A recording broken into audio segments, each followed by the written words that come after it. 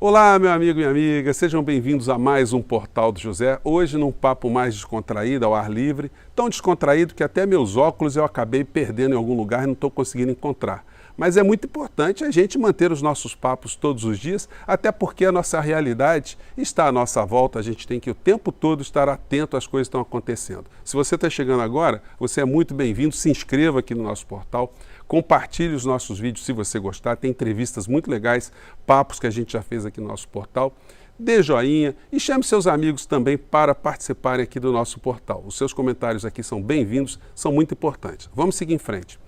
Gente, é muito fácil, de repente, você montar um canal no YouTube e pegar os jornais todos os dias e fazer uma análise das notícias do cotidiano. A gente acaba ficando preso numa armadilha.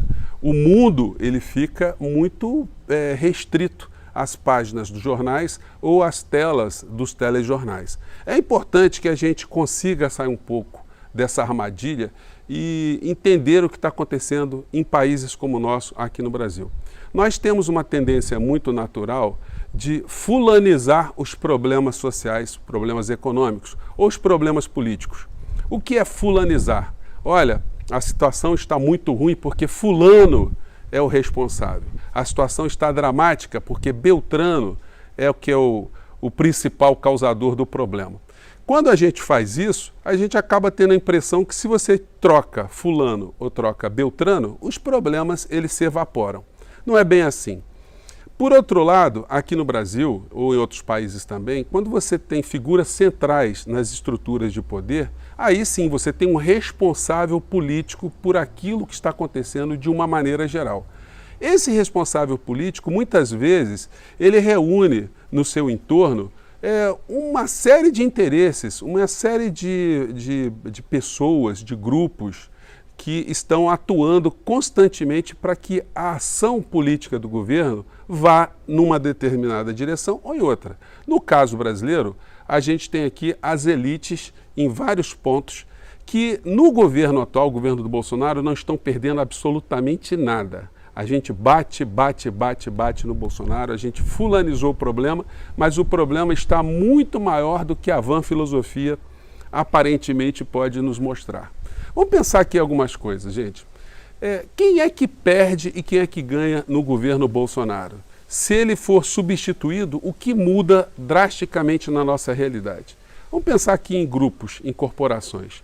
Os banqueiros estão infelizes, estão insatisfeitos com o governo Bolsonaro?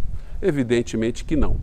O grande capital do agrobusiness está insatisfeito com Bolsonaro? Eles estão perdendo alguma coisa, exportando para fora, ficando cada vez mais ricos e deixando com que os preços brasileiros fiquem mais altos? Eles estão perdendo alguma coisa? Não. Os grupos que se cristalizaram dentro de algumas estruturas políticas travestidas de igrejas que arrancam dinheiro do povo mais pobre, essas pessoas estão perdendo alguma coisa? Evidentemente que não. O mercado financeiro, os pequenos investidores de classe média que pegaram suas economias e investiram nas bolsas e estão participando dessa ciranda financeira como bagrinhos, pequenos peixinhos, essas pessoas estão infelizes? Evidentemente que não. E os grandes especuladores? E os grandes fundos de investimentos que estão vendo o governo abrir as porteiras da nossa pátria para todo tipo de espertalhões no plano internacional? Essas pessoas estão tristes? Então, quem é que está triste aqui no nosso país? E tem mais gente que está feliz, né? O alto comissariado do Poder Judiciário, a elite do Poder Judiciário, está perdendo alguma coisa? A elite do Ministério Público, dos poderes dessas instituições, poderes paralelos do Estado, como o Ministério Público, a Procuradoria-Geral da República, os altos funcionários públicos, estão perdendo alguma coisa? Evidentemente que não. E os altos funcionários do Poder Legislativo?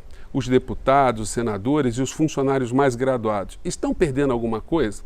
Bom, vamos ver quem é que está perdendo mais.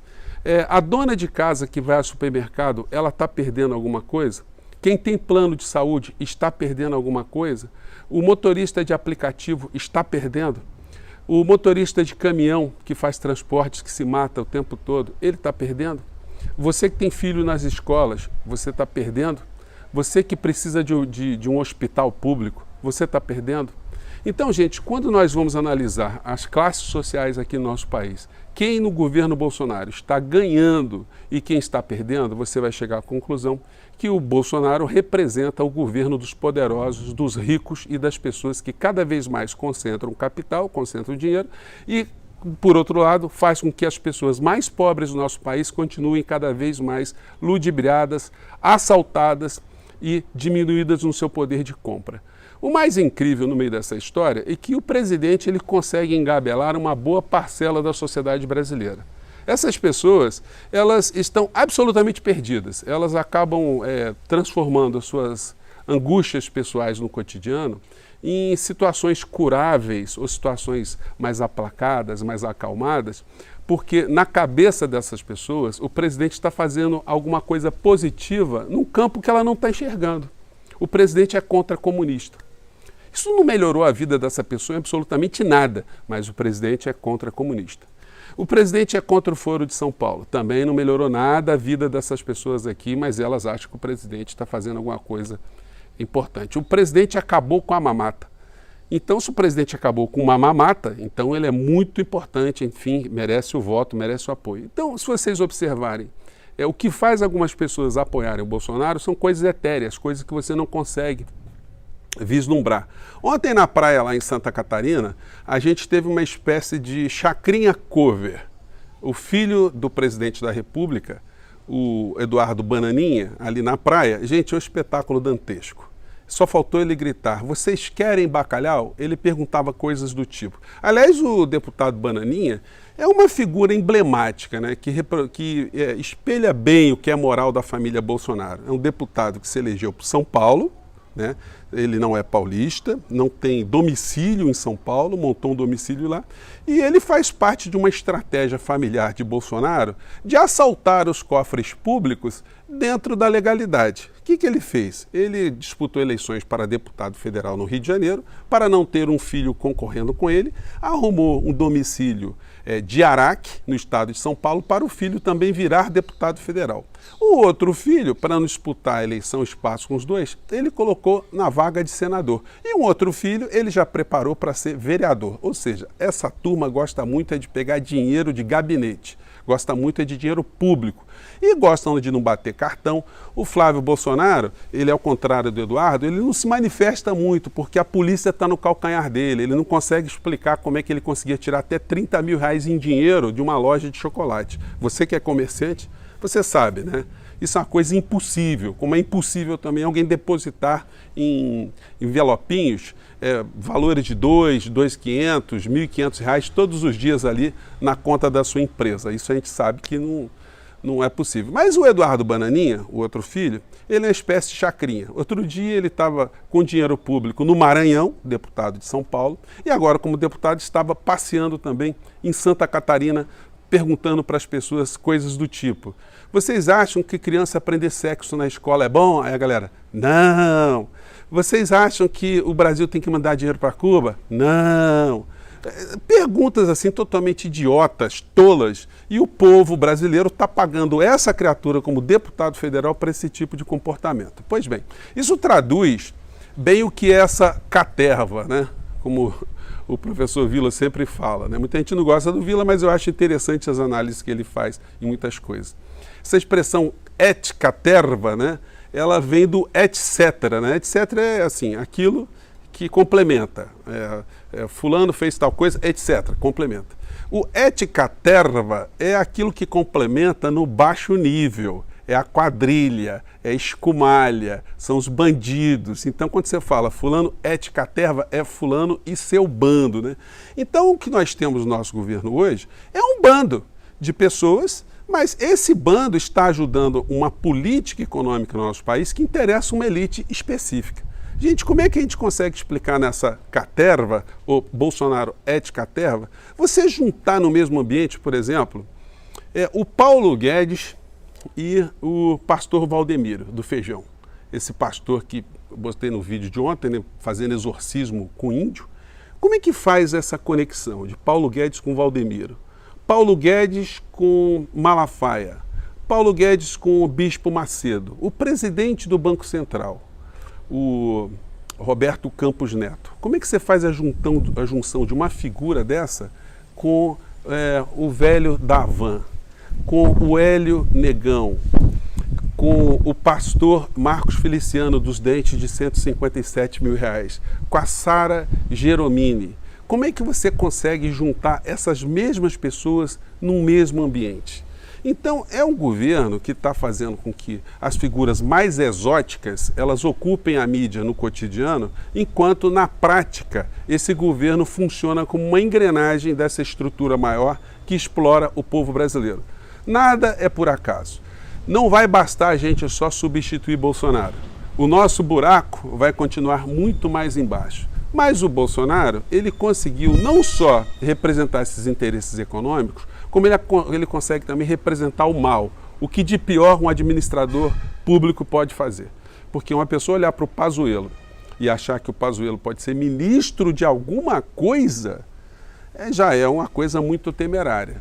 Achar que Pazuello pode cuidar da sua saúde, da saúde nossa, dos nossos irmãos, da nossa família, do povo brasileiro, isso é um ato absolutamente irresponsável, para a gente não dizer criminoso. Então, gente, o que eu quero chamar a atenção de vocês hoje nesse nosso papo é que nós temos que continuar no combate. Continuar a criticar o Bolsonaro, a mostrar todas as suas contradições, mostrar como o governo dele é um governo que está matando brasileiros, como ele está diminuindo direitos sociais, como ele está iludindo o povo brasileiro, mas ele é simplesmente a representação da vontade dos grupos que estão se dando bem no nosso país. A gente, ao tirarmos Bolsonaro do poder, a gente vai enxergar melhor o Brasil que a gente tem, os problemas reais que o nosso país tem. Nós vamos ver que nenhum dos problemas sociais brasileiros foi diminuído, foi atacado. Os problemas econômicos do nosso país também não estão sendo atacados para benefício do povo brasileiro. Nós estamos tendo aí uma política econômica cada vez mais voltada a grupos pequenos, a grupos que sempre estiveram no poder e que vão se manter no poder, exceto se a gente conseguir eleger alguém mais à frente que tenha compromisso em diminuir essas desigualdades, em enfrentar esses grandes grupos, o baronato dos bancos, dos meios de comunicação, dos negócios, do agronegócios voltado para o mercado externo e não para alimentar o povo brasileiro. Enfim, a questão da terra, as desigualdades sociais, a nossa falta de infraestrutura, enfim, a gente vai ter que ajudar um presidente da República chegar à frente do nosso país com mais poderes e com muito mais informação. E a gente tem essa missão aqui, né, de ajudar nesse debate, de fazer com que as pessoas despertem para a ilusão que elas estão sendo sofrendo, para a vigarice que todo dia acontece nas nossas caras, né? E que essas pessoas que apoiam o Bolsonaro ainda não são capazes de entender. Elas estão muito felizes até aqui, afundadas na lama, como eu disse a vocês, para não dizer outras coisas, né? E elas estão felizes porque elas acham que os outros estão sofrendo algum tipo de problema, algum tipo de perda, e isso faz com que elas esqueçam as suas próprias limitações, as suas próprias carências e, em muitos casos, as suas próprias mediocridades, né? Gente, espero ter jogado algumas questões para o nosso papo de hoje. A gente volta no nosso próximo encontro. Um grande abraço, até lá, tchau.